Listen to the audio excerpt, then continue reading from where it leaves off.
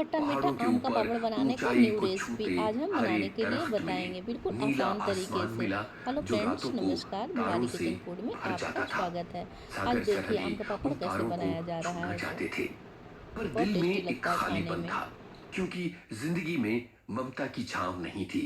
माँ दुनिया में रही नहीं। जाहिर है कि बिन माँ का ये बच्चा जिंदगी की ऊबड़ खाबड़ राहों पर आगे बढ़ता चला गया। तकरीबन 14वां साल आया जिंदगी के सफर का। अचानक चारों तरफ हंगामा मच गया, हलचल मच गई, देश का विभाजन हो गया। कुछ लोग सरहद से इस पार आने लगे, कुछ सरहद के उस पार जाने लगे। जिंदगी अचानक एक तूफान में घिर गई थी। परिवार के साथ गंगा सागर तलवार श्रीनगर आए, वहां से दिल्ली के एक रिफ्यूजी कैंप में पहुंचे, और यूं लगा कि जैसे जिंदगी की कोई दिशा नहीं है। ये जिंदगी कहीं जा नहीं रही। इस जिंदगी की कोई मंजिल नहीं है, कुछ पाना नहीं है, कुछ हासिल नहीं करना है। मेरी पैदाइश पाकिस्तान में एक छोटा सा गांव था, बफा के नाम से। और बहुत ही खूबसूरत जगह, शानदार सी जगह वो थी, और इंटीरियर में थी, यानी बस तक वहाँ नहीं आती थी। वहाँ पैदाइश हुई, तो मेरे अंदर जो नेचर के जो खूबसूरती है, या वो मुझे लगता है कि मेरे गांव की दी हुई है। कि वहाँ पहाड़ थे, आसपास ग्रीनरी थी, दरिया हमारे गांव के बीच में से होके बहता था। हम लोग सबको वहाँ बाथरूम वगैरह किस्म की कोई चीज़ नहीं है, सबको दरिया में ही नहाना पड़ता था। क्या बात। तो वो सारी चीज़ें जो मेरे अंदर, बाद में मैं राइटर बनूंगा इसका मुझे अंदाज़ा नहीं था, या आगे क्या करूंगा उसका भी पता नहीं। बहुत छोटा था मैं, तो 8वीं जमात में पढ़ता था। उसके बाद ये पार्टीशन हुआ, तो मेरा नाम दरअसल गंगा सागर तलवार।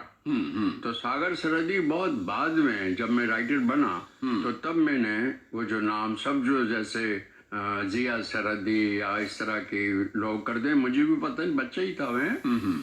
तो ये नाम मैंने सागर सरहदी बाद में रखा, लेखक होने के बाद। क्या बात है। लेकिन उस वक्त जो बात मुझे अपने गांव की याद आती है, एक तो ये बेहद मुझे बहुत अखरता है कि आप किसी गांव में पैदा होते हैं और आपका शख्सी नाम है, मेरा नाम है गंगा सागर तलवार जी। और कहीं कोई ताकत कोई डिसाइड करती है कि आप वहां से उजाड़ दिए जाएंगे और कहीं फेंक दिए जाएंगे और रिफ्यूजी हो जाएंगे आप। बाद में नाम सागर सरदी रख लीजिए या कुछ और रख लीजिए। तो मैं इस बात को भूला नहीं हूँ। और उसके बाद वाकया ये हुआ कि पार्टीशन हुआ और हम लोग श्रीनगर आए और प्लेन में बैठकर दिल्ली में आए। फौरन बात ये एहसास है, ये समझ में नहीं, मैं आज तक एनालाइज नहीं कर पा रहा हूँ, लेकिन मेरा ये जो ताल्लुक है, संबंध है, या सोच है, या समझ है, जो साइकी है, मुझे लगता है वो ये नेचर के साथ बहुत ज्यादा है।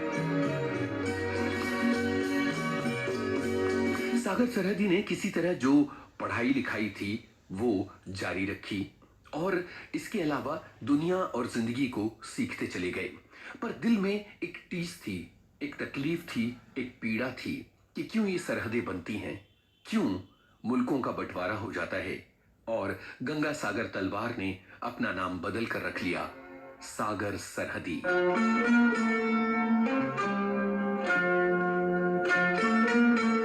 सागर सरहदी के बड़े भाई बंबई आ गए, और उनके पीछे सागर सरहदी भी मुंबई आ गए।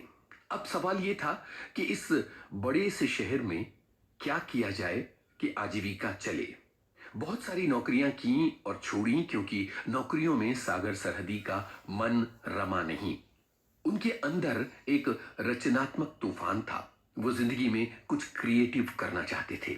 जाहिर है कि 10 से 5 वाली दफ्तर की जिंदगी उनके लिए बनी नहीं थी। हर बार एक नई नौकरी को चुनते और उसको छोड़ देते, और फिर एक नई नौकरी, और फिर जिंदगी में एक नई मंजिल की तलाश। इस बीच में सागर सरहदी उर्दू में लगातार लिखते रहे। बहुत सारे नाटक और कहानियां उन्होंने लिखी। शहीद भगत सिंह, भूखे, भजन न होए गोपाला, हीर रांझा और तन्हाई जैसे नाटकों को बहुत ज्यादा प्रसिद्धि मिली, और सागर सरहदी का नाम बहुत ज्यादा हो गया। फिल्मों में सागर सरहदी इसलिए आए क्योंकि उन्होंने ये देख लिया था कि फिल्मों में पैसे बहुत अच्छे हैं और जिंदगी को ठीक तरह से जीने के लिए जितने पैसे जरूरी थे, सागर सरहदी उतने पैसे कमाना चाहते थे, पर अपनी पढ़ाई लिखाई और अपनी क्रिएटिविटी की कीमत पर नहीं।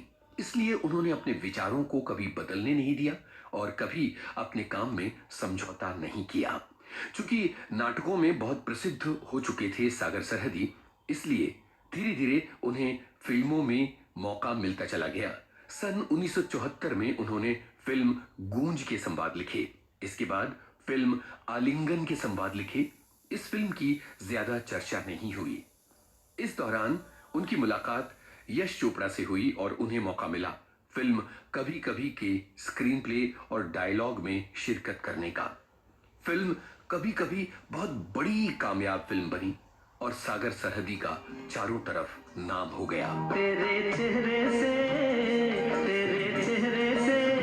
नजर नहीं हटती, नजारे हम क्या देखें, नजारे हम क्या देखें। तुझे मिलके भी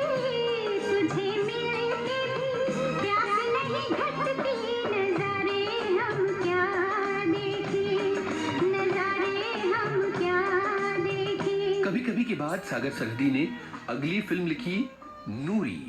नूरी के बाद यश चोपड़ा के लिए सागर सरहदी ने फिल्म सिलसिला का स्क्रीन प्ले लिखा।